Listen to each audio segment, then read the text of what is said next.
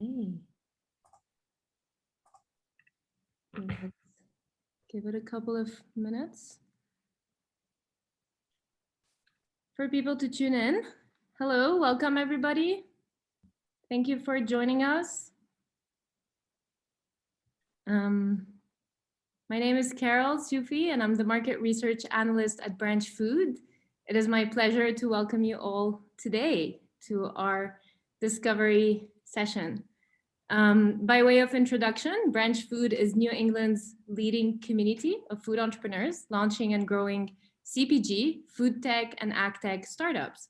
Since 2015, we've been hosting entrepreneurs in our co-working space in downtown Boston and supporting them through industry connections, mentorship, services, as well as funding opportunities through our sister company, Branch Venture Group, which is a network of angel investors who fund early-stage food startups with sustainable missions.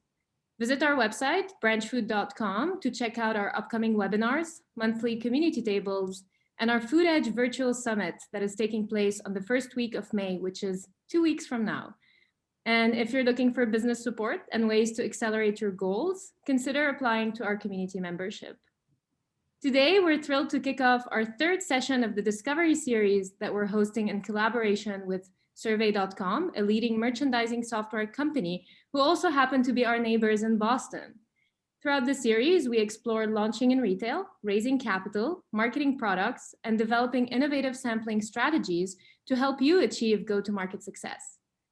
Consumer product discovery and purchase patterns are changing, but despite the rise of online shopping, most purchases still take place in stores.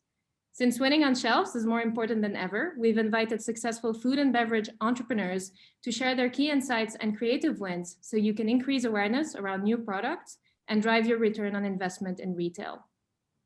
Special thank you to Survey.com for their support around this series. Survey.com delivers in-store execution, activations, and retail analytics for brands in brick-and-mortar retail. Their nationwide team of field reps bring new products to market, manage product demos, now that retailers are starting to plan how to do them safely, and navigate the complexity of multiple retailers nationwide. Today's session is all about engaging your target audience and driving sales with key marketing strategies. Expect to gain insights on critical online and offline tactics that increase sales, on leveraging different channels and committing to a holistic marketing strategy that yields success in retail, and lastly, on the important role that packaging and branding play in shelf positioning and success. A couple of notes before we begin. The session is recorded and will be shared with all of you in an email tomorrow.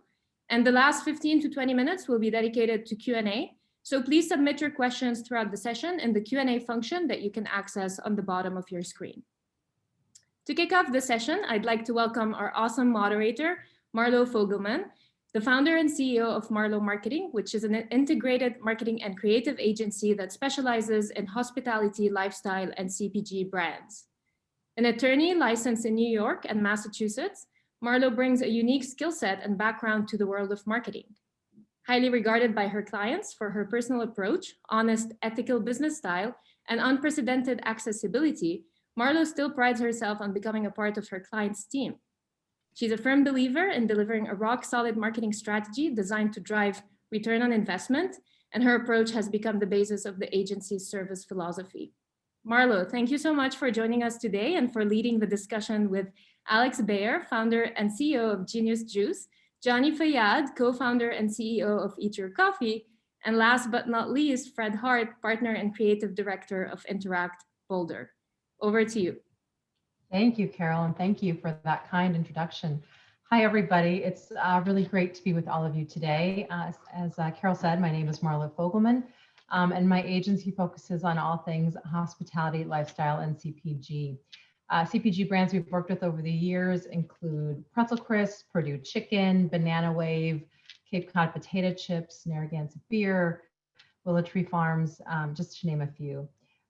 So a big thank you before we get started to Lauren and Carol and Tina and the whole Branch Food and Survey.com team for the opportunity to moderate the session today.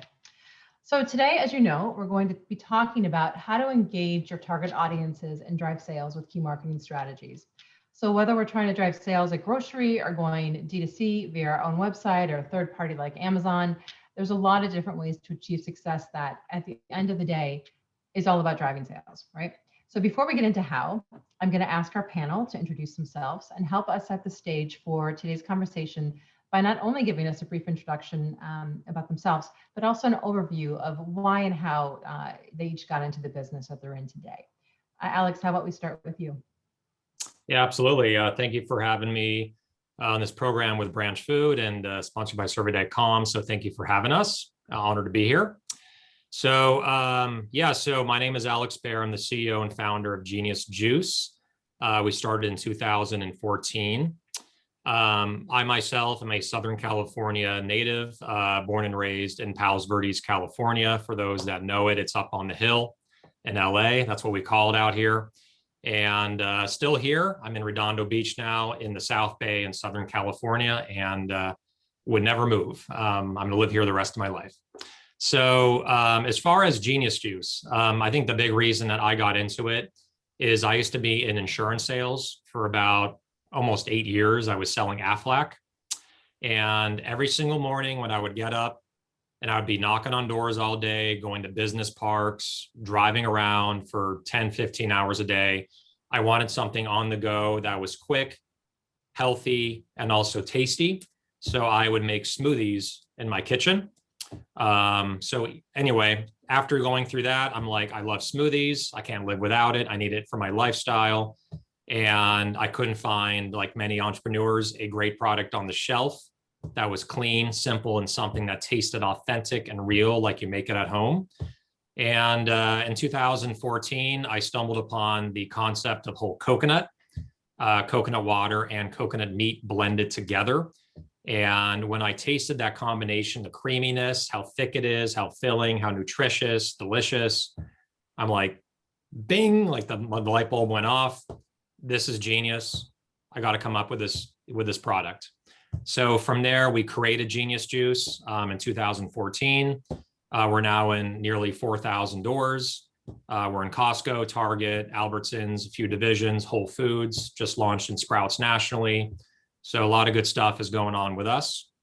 Our main company mission is to bring nutrition to the mainstream, to make a great product that tastes amazing, that's healthy, that's clean, and also very, very delicious at the same time without any gums or emulsifiers or natural flavors or stevia.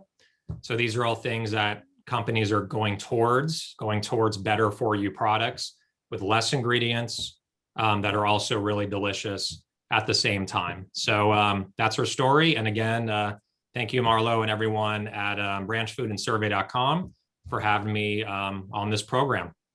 Wow, and I thought going from law to marketing was a switch, but insurance sales. Big time switch. Awesome. That's so cool. Johnny, how about you? Hey, Johnny, you're unmuted. Classic Zoom introduction. So everyone, hi, I'm Johnny Fayad, one of the co-founders of Eat Your Coffee, where we make deliciously caffeinated snacks fueled by organic direct trade coffee.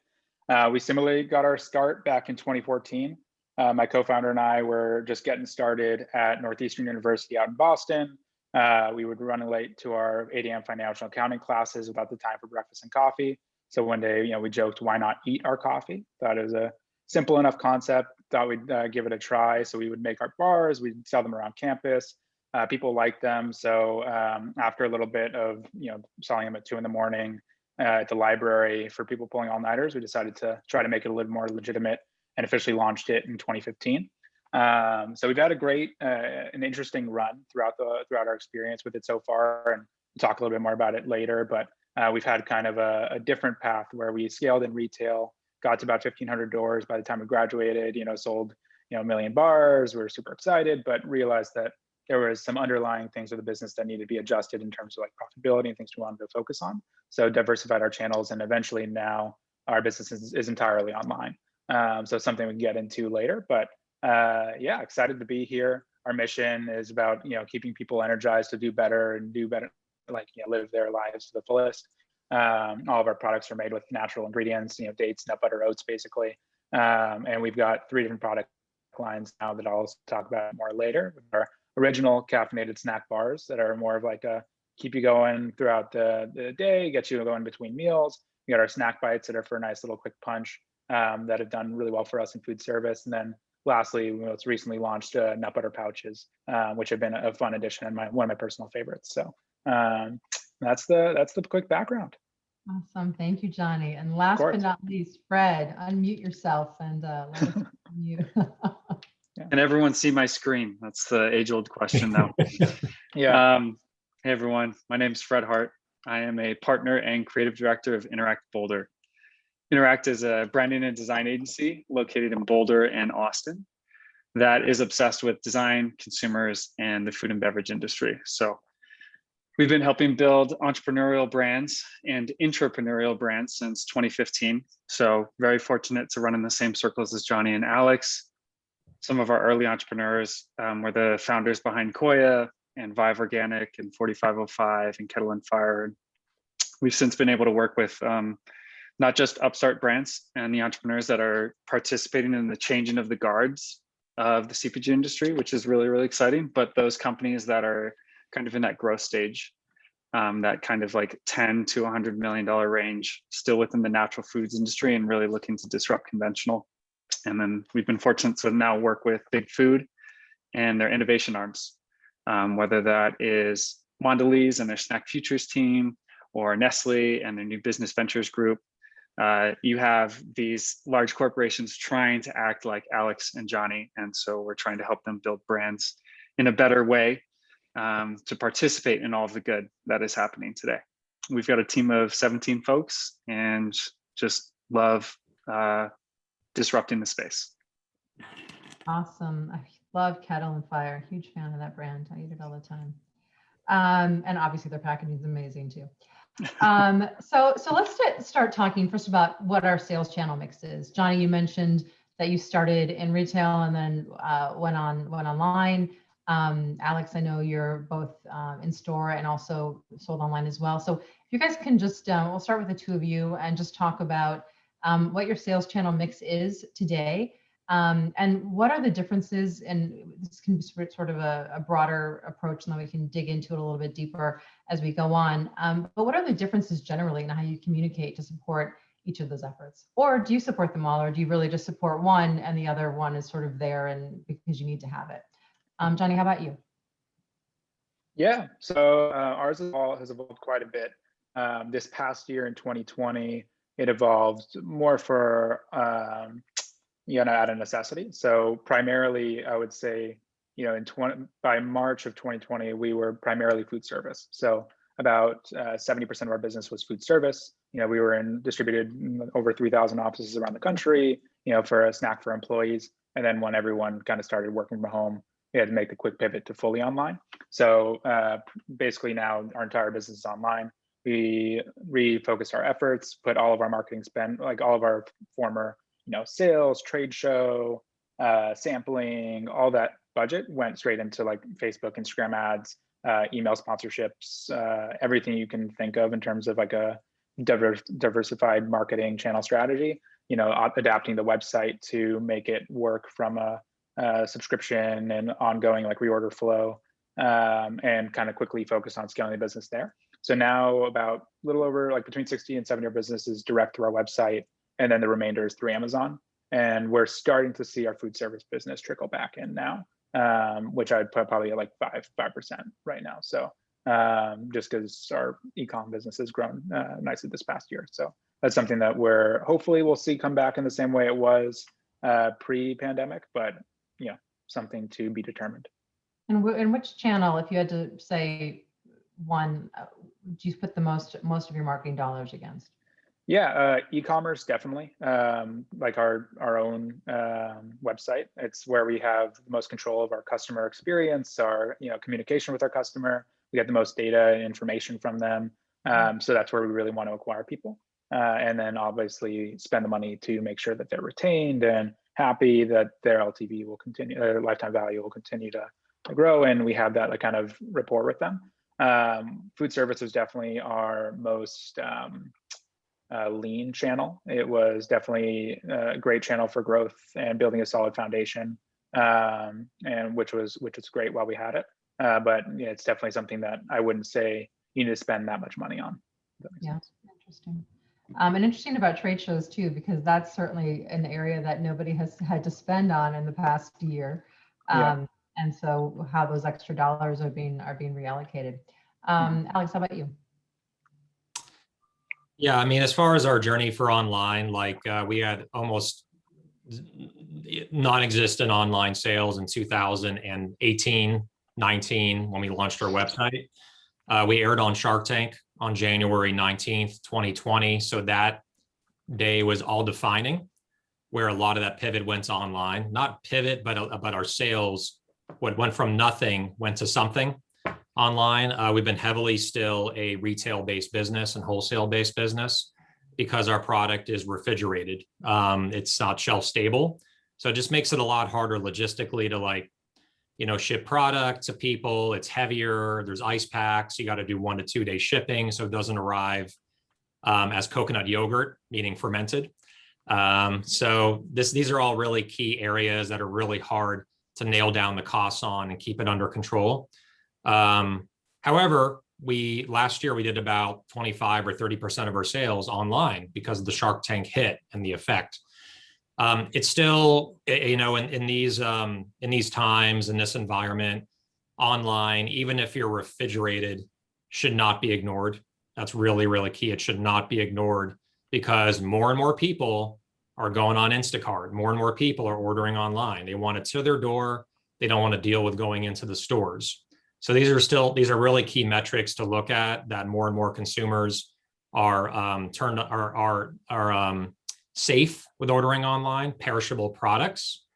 And because of the volumes that are going up dramatically through the pandemic, the costs have come down for everything. The cost for FedEx, the cost of packing orders because of the amount of volume that we're doing. So it's been, even though our volume this year in 2021, a year after the pandemic started and a year after Shark Tank is about 15% of our sales, it's still a nice chunk. And I also like online as a marketing opportunity as well. So getting to people that, they're in Iowa, right? They're in Nebraska, they're in, Wisconsin. They can't really get our product out there yet. We're not in stores out there yet. So they can order online, taste the product, get familiar with the product. And then as soon as that's available in a city near them or a store near them, they're already familiar with it. And then they're like, oh, I can get it at, Whole Foods for $4 or $5 instead of $6 online. Let me go to Whole Foods.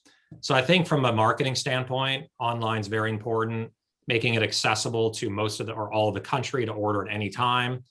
And also the fact that costs have come down considerably on logistics, even for perishable.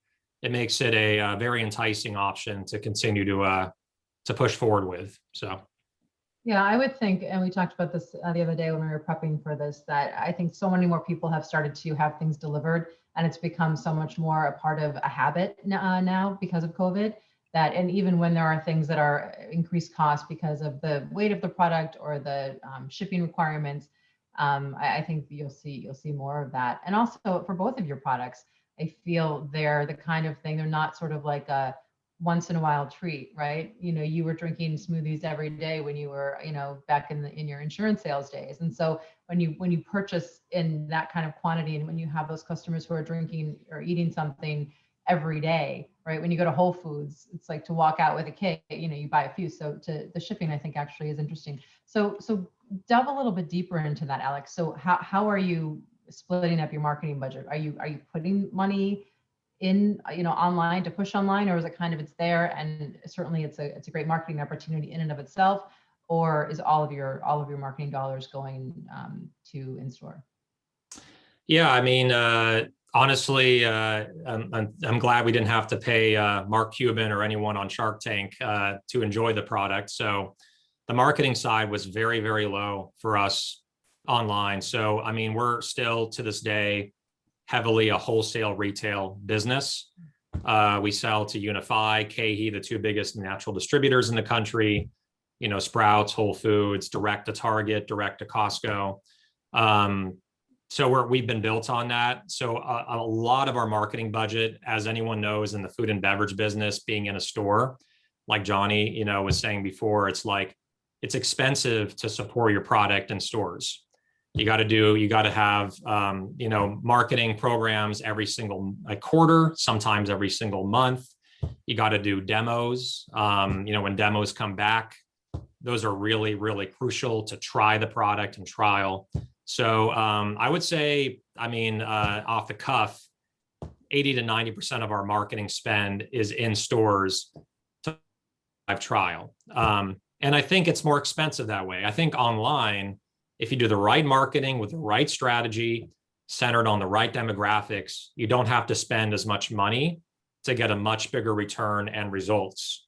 And then the other thing that I think Johnny, is much more well-versed on is the subscription model. I think that's very, very crucial, where it doesn't take, money to do subscription, but it definitely takes a strategy to get it right.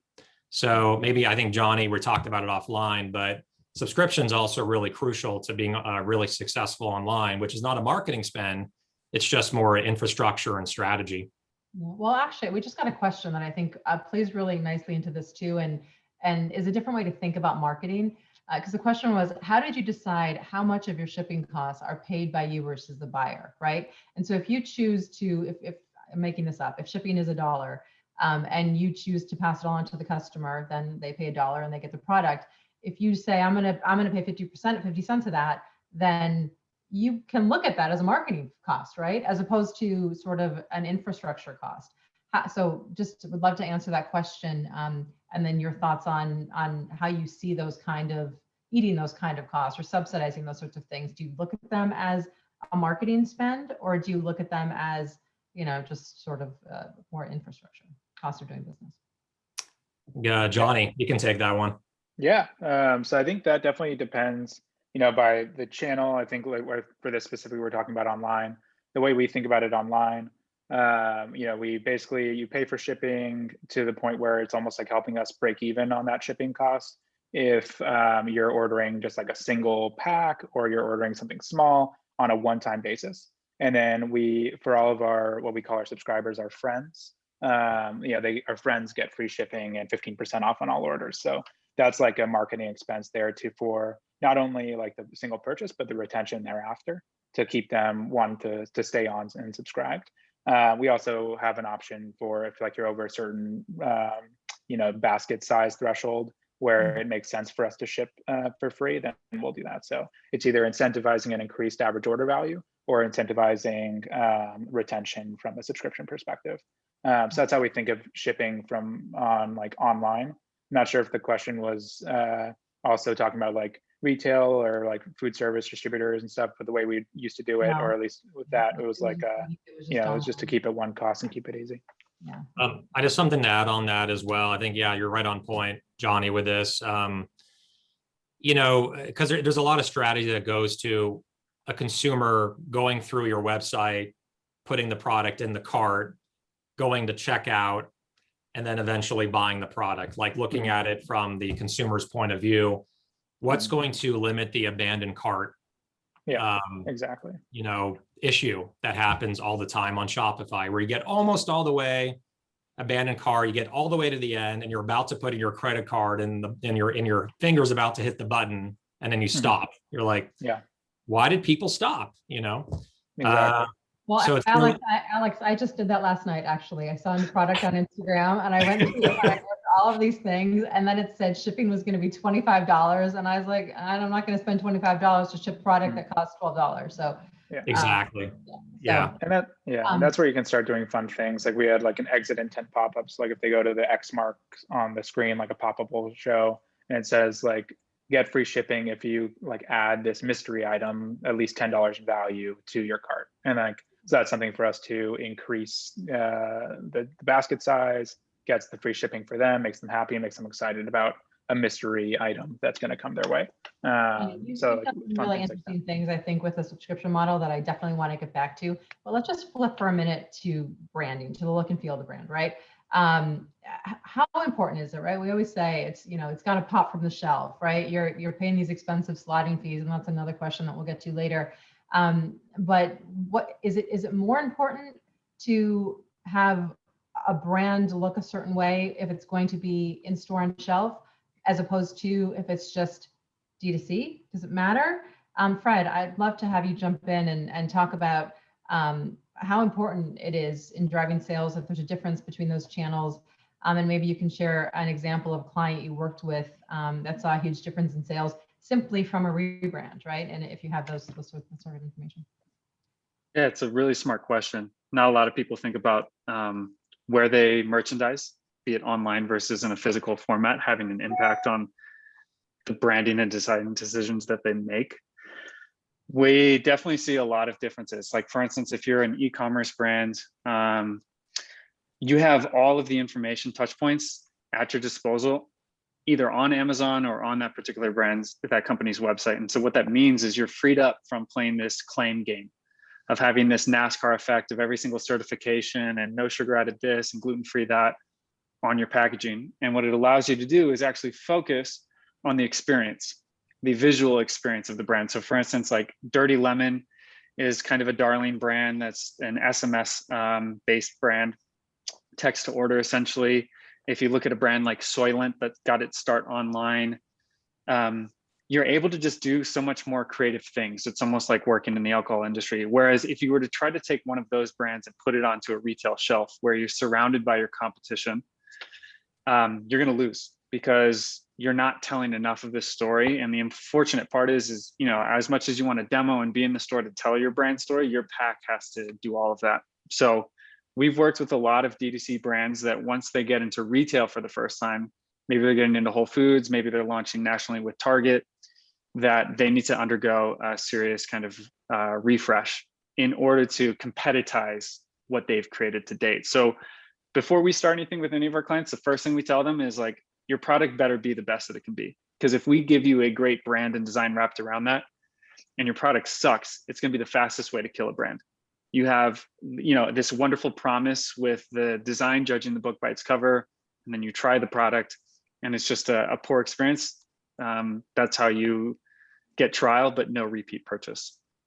And you know, when it comes to design, when we work with brands that are already in retail, like folks like Alex, what's really fun is you can actually measure the impact that design has on the bottom line. So for instance, we worked with Boulder Canyon, chip brand that's national across the US. And we did a redesign 2 years ago with them. Really looked at the things that they were leaving behind in terms of a consumer experience. And when we finished that refresh, just through design only with no additional marketing spend, they saw a 55% net increase in growth, which netted out to 13 million annualized in sales just from a packaging refresh. So it just shows you that there's real potential if you can understand the problems, if you can understand your competition and figure out how to get your message better across, that there's real benefits to be had. That's awesome. Johnny, that's interesting, Johnny, because you were in store and now you're online. Has your packaging changed as a result, the way you represent the brand? Yeah, definitely. So I wouldn't say the packaging itself, like our brand look kind of stayed similar, but definitely the box changed. So when we went to more online, we wanted to optimize for ease of shipping. So like the bars themselves looked more or less the same, like the front panel and all that, but we changed the box sizing because we weren't so focused on getting this nice big brand block on the shelf. We were more focused on how can we optimize bundles, right? So like make a chocolate lovers bundle. So instead of having a 15 pack of our bars, we wanted to have 6 packs of bars. So we can put 2 to 3 of those in a box and like people can mix and match flavors and we can do more upselling and do that kind of stuff. So that's where our biggest shift changes was just like in the quantities. But yeah, definitely when it comes to online, we want go our retail and stuff. You really want to think about how do you get that front to pop off the shelf. And so we did try to do some things that would allow it to extend to both, but it's definitely optimized right now for direct to consumer. So you guys have all had experience, selling across a variety of channels. How do you determine how to spend your marketing dollars? We talked about this a little bit, but I want to get a little deeper into it now. As part of making those decisions and data, what data are you using to decide how to spend your marketing budget? Obviously, if you can put money into D2C and you get all of the consumer information, which you don't get if you're, on shelf somewhere, that makes sense in a sort of bigger esoteric way. But really specifically, if we can delve a little bit into data for both Alex and Johnny and Fred, I'd be curious to hear your thoughts on if there's clearly, I'm sure there's some data that you guys use in the branding process, but if you delve into that with your clients when you're creating packaging, thinking about what their future marketing will be. So Alex, why don't we start with you? Yeah, I mean, I think a really key thing to do is A/B testing.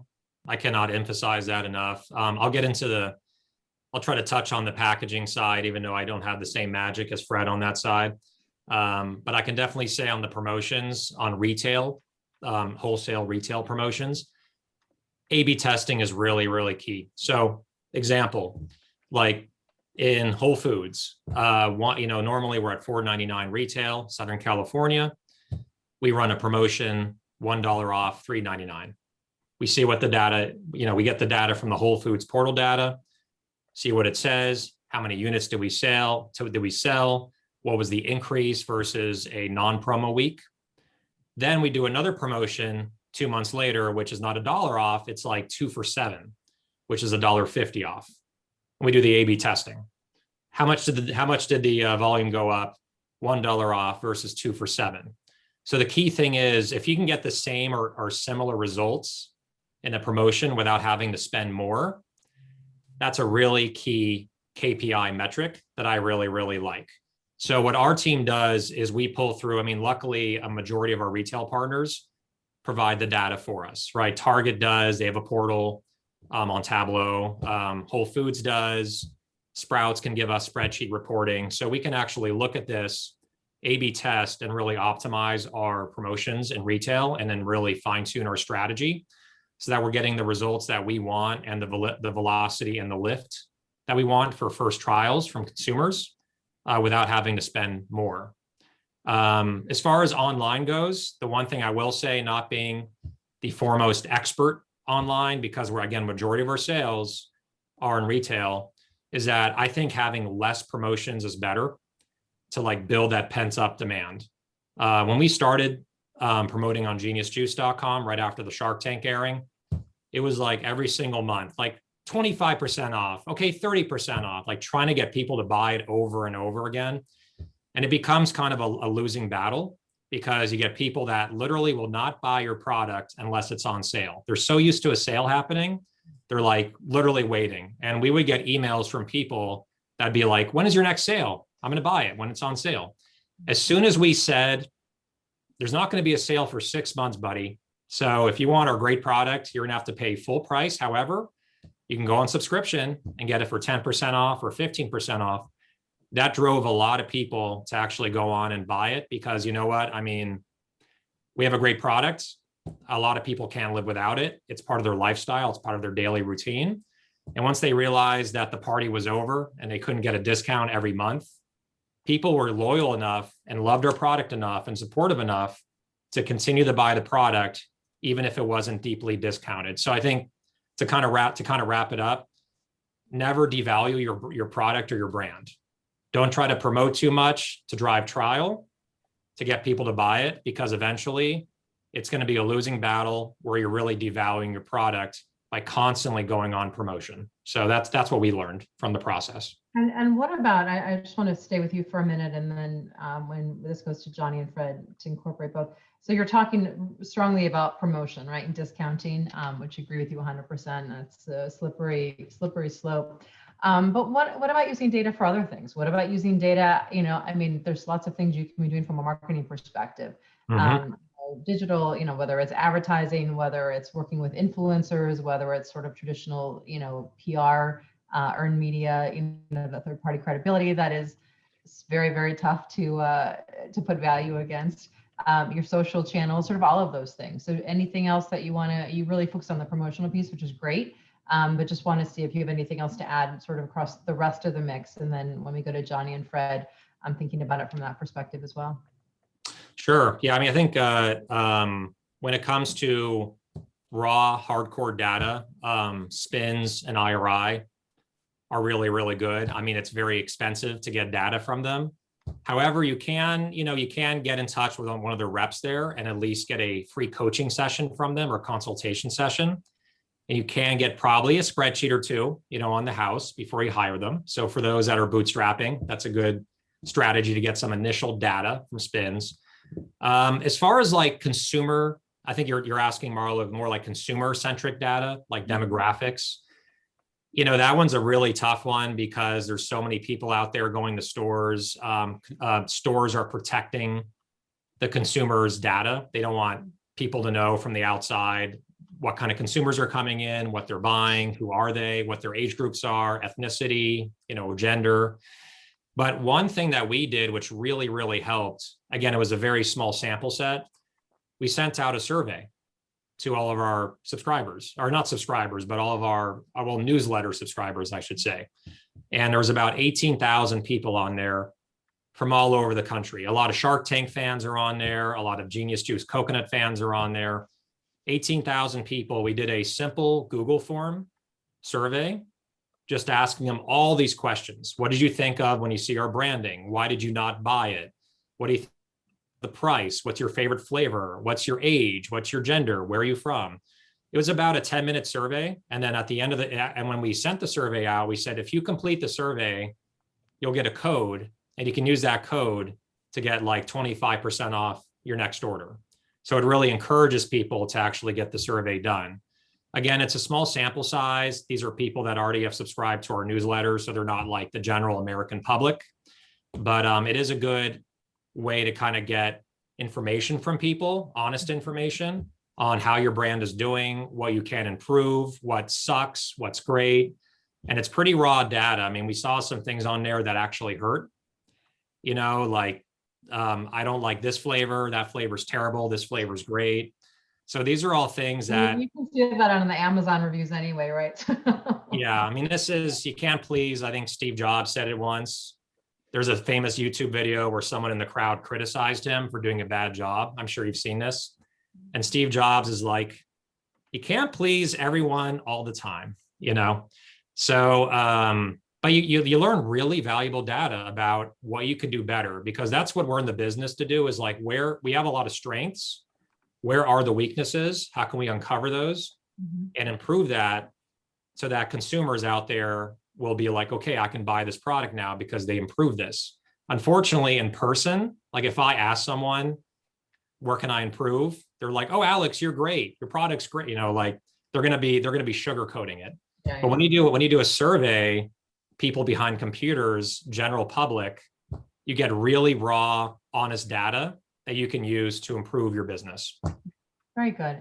Johnny, how about you? I would imagine you probably being, online subscription model will be able to sort of track your data and really use it in a stronger way than when you're driving people to store and you don't have all that information. Yeah, definitely. So we've definitely been very data driven since the beginning, even while we were in retail.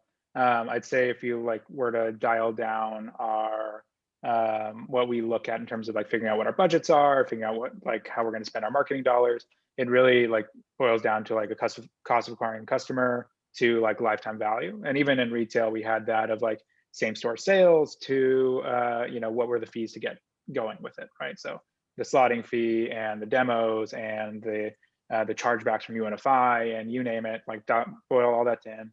And then, all right, what same store sales can we expect, and what kind of marketing activities are we doing to drive those same store sales up?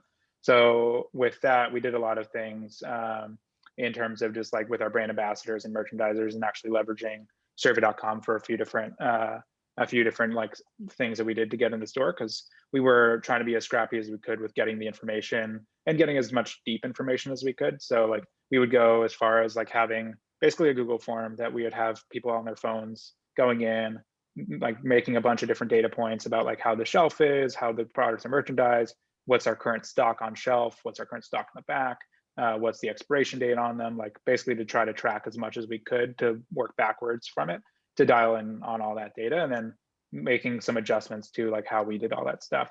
And while we were doing that, we also did that in the other channels we were in, and namely, online, where it was a lot easier. And where we're able to make those decisions a lot faster, because while we were sending people in, maybe we'd be able to make those adjustments in retail once a month if we were lucky with our like infra natural stores that, were able to be nimble with us. But if you're talking with, any sort of bigger chain, whether it's like Sprouts, Shaw's, you name it, you're talking, 6 months out that you have to plan for.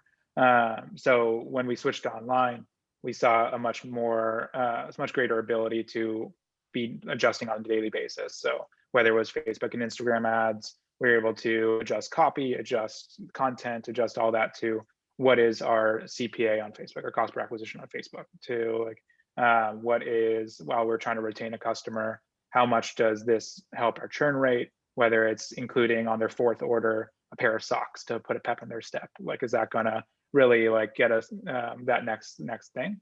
And we ran into the issue of overly promoting the product in the very beginning when we were trying to figure out our e-commerce and everything, and felt the same way. We figured out with like A/B testing, including that free like little gift versus 15-20% off discount, people wanted the gift more than they wanted a discount. So we were able to give them swag, which is great for us, gets the brand out there a little bit more, and is fairly inexpensive to get them to increase that purchase size or do whatever it might be, to help convert a bit more people and drive our cost of acquiring customer down. So across all channels, whether we're looking at like, an insert in a magazine, an email sponsorship, or whatever, we try to figure out, how many visits is it going to get to the site? What's the projected conversion upon those visits? How are we going to use those conversions to drive trial? And then after trial, how long can we keep them on for? And then we would look at that by, different cohorts and go from there. But that's basically how we decide to dial in our marketing dollars and look at performance across all of those. So, yeah.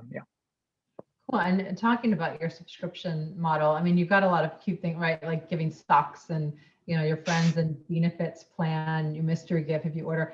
And you'd shared that you went from losing 60% of customers to 30%, after the free trial had ended when you started making these changes. So how much of that subscription model was designed, which is super unique and a differentiator for your brand? How much of those elements of the plan were designed in order to, or were designed based on data, right? As a, Yeah. Obviously they're always designed to, encourage sales and increase sales, but how much of it was based on data as opposed to, hey, let's send some socks and we'll see what happens?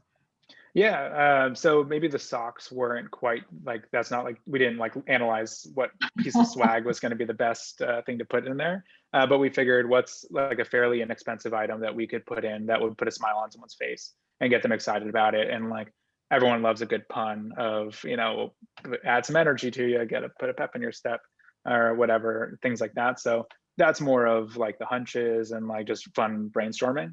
But the data is around, all right, if we were to include this item in here, this X item that's worth, X dollars to us and Y dollars to a consumer, is that going to drive that better purchase versus it's going to cost us, another $5 to drop off 20%. So $5 for socks versus $5 for a discount. And we get to keep our product full price, like Alex was saying earlier, around not discounting yourself and keeping people used to paying as much as you can for your products. Basically, keep that premium, feeling, since they are premium products. You don't want to keep on discounting it. So how can you get around that? So that's where we were like, can we get equal or better conversions doing other activities? And so that was the data that we were looking at. Yeah, and continue to have them market for you as they're wearing socks that I imagine have your brand all over them. So to that, Fred, questions, taking the same question into how does the data play into your process? And then just curious, I think the stuff that Johnny's doing is, super cute. Like, what have you done? What kind of like brand swag, right? People are like, oh my God, they're so excited to carry their Lululemon bag, and all their stuff in it, but they're a walking billboard for Lululemon, whatever. So what are some of the points for you guys in the clients you've worked with? Yeah, so I'll maybe give a plug to survey.com. We one of our clients is a brand called Beacon, which is a lactose-free ice cream brand out of the Boston area. Two amazing female entrepreneurs, one that's lactose intolerant, the other one that is not, but they both love ice cream. When we initially did a full refresh for them, they used to be called minus the moo, which people thought meant they weren't made with milk, but were plant-based, which wasn't the case. we really helped reset the table and like rebuild the brand. But of course, at that point, what they now need to do is they've just wiped the slate clean. They can't really compare apples to apples anymore. So one of the things they did was early on, they started working with survey.com in Whole Foods to help them build up their case study for retailers. So for instance, when they go in and they're trying to sell into another region of Whole Foods, or they're trying to get into another retailer, should they be making the case to have 4 different flavors and 4 facings? Or should they try to get 6 facings, 2 of each flavor, and only do 3 flavors instead? And how do those number of facings and those different number of SKUs translate to the velocity story that they tell? And the more that they can calibrate those sorts of things, the better off that they have a reason to partner up with a retailer. And so I know that early on, some of those things were really great for backend and helped them spend their money more wisely and really like hone in those PO orders from those key retailers, which was great to see. In terms of swag, where we like to see some of our clients spend their money, their time, and really looking at data is actually in content creation. So one of my favorite brands, which is not a client of ours, but I think is a best in case example, is Recess, the CBD brand. What Recess does so well, and Ben Witt and his team, is they invest in the overall experience online. So if you go to their social media, it is so clearly defined that you're on that brand's page, where we tend to have this kind of like rinse, wash, and repeat model in the food and beverage industry. It's like, take photos of your packaging, put it in people's hands, like give us the glam shot overhead of like how it can be used in the home and dressed up. And I think consumers these days are integrating brands into their lifestyle. Lifestyle brands was like a big hot term like 5 years ago, Expo West, it was everywhere.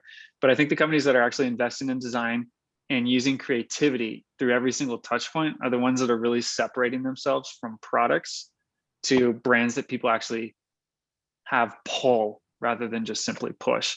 And so Recess is an example where they hire a huge number of in-house designers to constantly put out and create content. If you go on their shop page, they have a reality wear section where you can buy and pay, you know, up to hundreds of dollars for different pieces of swag. And it's almost as if they were like a clothing brand like Supreme or something.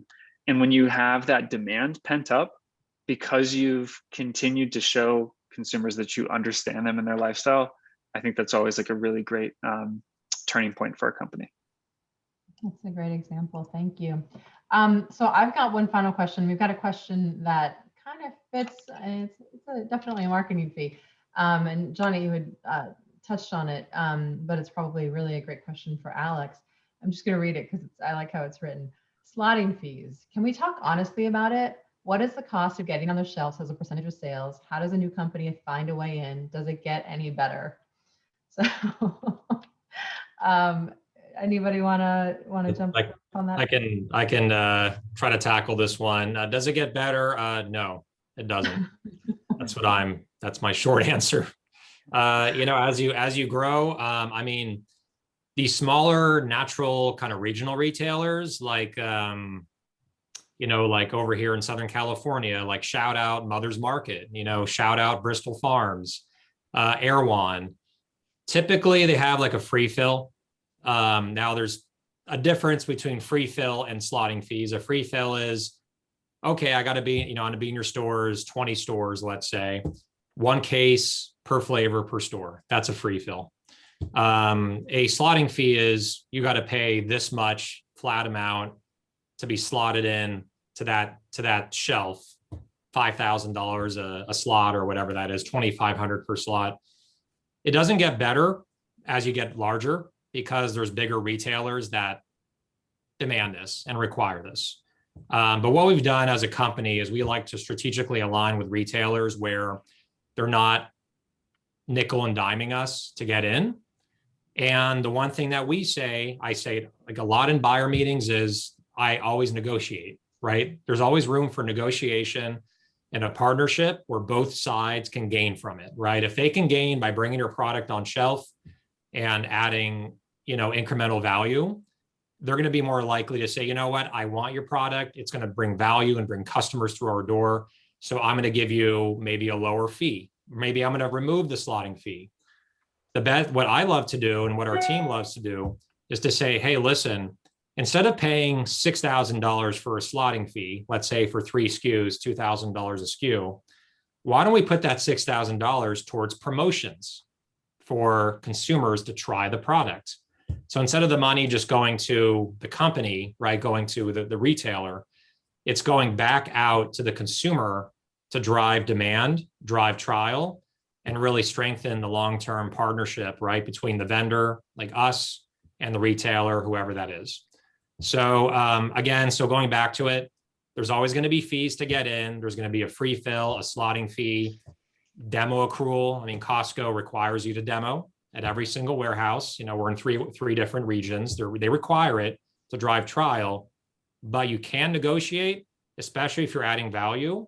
And then you can also say, you know what, if we're paying the money, why not put it towards driving demand and driving trial versus just paying the money and then you never see it again. So that's been our experience. The other thing to mention is this is kind of the boring yet really, really crucial part that I want to talk about is trade spend. Managing your trade spend and your budget, really crucial. Not to turn this into a finance show, but on your P&L, you have chargebacks, slotting fees, you have freight bill backs, all these different things that build in to getting your product to the shelf and doing promotions. Make sure to watch that. Make sure your percentage of sales going towards trade spend is managed and doesn't get out of control, because it can get out of control really quick if you're expanding and growing your distribution. So that's just kind of a finance tip that we've learned the hard way at Genius Juice. Anyone else want to jump in on that, or? Yeah, I mean, I'd say I'd agree with everything Alex said. We definitely pushed hard on slotting fees in the beginning. Luckily, when we were like cute young students, like when we were like 19, 20 years old, we got that waived a lot of times. They will, if like you're early enough, if they believe in the brand enough, that you can convince them on an in-person meeting. A little more difficult right now, but we were able to get a lot of our initial distribution, probably like our first 600 stores, like for free. But then when we graduated and facial hair started popping out and whatever, it made it a little more difficult to convince them. So then we started out to paying slotting fees, and then managing trade spend became a huge issue. And seeing the margins that we used to get versus the margins after we used to get all those freebies, it made it much more difficult. We still ended up spending and growing and doing all that kind of stuff, but it's an extremely expensive endeavor, and slotting fees don't get better typically. But I would say we did all those things around, let's do 2 more demos a quarter per store versus doing that slotting fee, or let's do something else that'll drive demand. So that's one of the biggest things that I would second, as far as what Alex was saying, is try to put those dollars somewhere else. And if they're really against it, because something that we always got was, well, it's expensive for us to take someone else's product off and put yours on. They're like, all right, we'll put it like a little bit more than what we would have paid in slotting fees for like promotions or something else that'll actually drive demand, just to show that there's that alignment and partnership. And if they're not willing to, then sometimes it's really just not worth it. So yeah. So basically, the big takeaway is find like a preteen to be one of your founders. Yeah. Yes, exactly. Someone, what do you say, cute and in college or something like that? Or something like that. Yeah, and you know what, and also to bring a light at the end of the tunnel in the CPG space, we launched in Target 6 months ago. We launched in Publix last summer, and we just launched in Costco. All 3 of those retailers, arguably, like the largest in the country, no slotting fees, no free fill. So so they're starting to change that model, because they know that if they want to get young, fresh brands, emerging brands that may not have as much money as Coke or Pepsi or Frito-Lay, they can't be charging too much money to them, because we don't have that kind of bank account, right? So that's something that's kind of the tables are turning a little bit there, making it more in favor of the vendor or the brand to get into that retailer more easily, and not to have to pay a lot of high fees to get in. So. All right, well, I thought we'd end on a fun question. Sometimes all the planning and strategy in the world doesn't matter. Can you share any unexpected wins or fails? I'll share one right now. I just noticed like a minute ago that I have my visual thing on backwards. So branchfoodandsurvey.com. I'm sorry, I'm so inept at my Zoom backgrounds.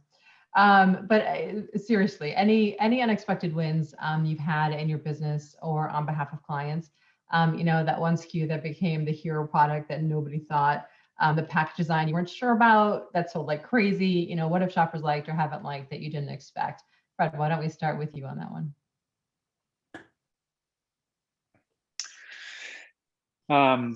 First example that comes to mind is a recent rebrand we did for one of our keto clients, a brand called Fat Snacks. And the subject, they have such a polarizing name in Fat Snacks. And we said, we think you guys should really lean into that. And copy and messaging should be all about that. And you never know how that stuff is going to land per se with clients. And, keto is a hot commodity right now, but at some point, like all diet fads, like it's going to go away, and can they stand on fat? But we've been really, really surprised by the reception around that. And I think it comes back to, Alex, something you were saying, Steve Jobs, you can't please everyone. The more you focus on a particular audience, I think the more your brand ultimately means. And it's always a good takeaway to have that kind of restored in your faith. Alex, what do you got? I mean, when it comes to, I think, the victories, there's always going to be, for every victory, there's probably 10 defeats, So I really cherish and savor the victories. We, in 2016, we went from, long story short, we used to have like 6 or 7 flavors, and we decided to go down just to one. We're infamous for that. We were like a 1 SKU pony for like 3 years. And that's our original, which is on my shelf behind me that you can't see because of the background. And the original, that was actually when we were formulating in 2014, we were making, berry flavor, kale flavor, carrot flavor, like all coconut smoothies. And at the very last formulation day, we're like, what do you think about doing one that's just coconut? And that was something that was supposed to be cut. That was not even supposed to be a flavor, because we're like, is someone going to like pure coconut water and meat, like very coconutty, very strong? People like coconut water, but it's a very strong flavor. You have to like coconut to like the original. And we discovered that because of the type of coconut it is, it's very sweet. It's a Nam Ham Young Thai coconut. It just tastes really good and very pleasant, the aroma and the taste. We took a chance on it. We're like, hey, it might be like maybe the dark horse, maybe 3rd place, maybe 4th place. Not only did the original become the #1 seller, but we ended up cutting all the other SKUs in 2016, leading as the flagship flavor, the original. And then, in 2019, we created more SKUs to go alongside and shoulder alongside with the original in that same vision. But the biggest learning that we had, which I think still stands true to today, is the simpler it is, less ingredients, the easier it is for a consumer to understand it right away. And that's something that like Fred deeply understands. Simpler messaging, clean messaging, to the point, less ingredients. That's probably likely to be your #1 flavor, because people just don't have the freaking time to like study or label or do research. Like it's a mom with 3 kids in a store just trying to buy something and get out of there. They got to understand it like right away within like 2 seconds and then take it off the shelf. So I'm sure like Fred, you can probably touch more on this, but that's what we've learned with our packaging identity is simpler is better. Great. And last, wrapping it up, Johnny. Yeah, I think so. One of the biggest like breakthrough things for us was the adjusting and like launching our snack bites. So smaller format was great for food service as a channel. Basically, we're able to, in about like 8 months, go from 200 offices that we were in to about 3,000 offices, and quickly took over the business. So just like a slight tweak in basically formulation, making them smaller, we're able to like slim down the ingredient panel, which actually was very beneficial. People like just the cleaner, less ingredients, and that turned out really well for us. So I'd say that was probably one of the biggest things, and realizing that customers just kind of wanted a quick punch at certain points of the day.